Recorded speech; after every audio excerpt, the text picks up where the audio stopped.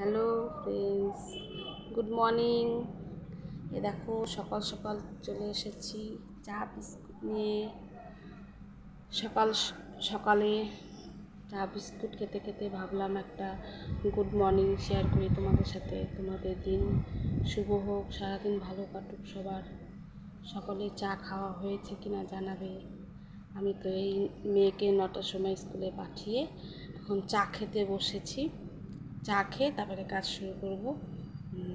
যতক্ষণ মেয়ে স্কুল না যায় ততক্ষণ কাজে ধরা যায় না। ওকে টিফিন করতে হয়, রেডি করে দিতে হয়, এই করতে করতে সময় পাই না।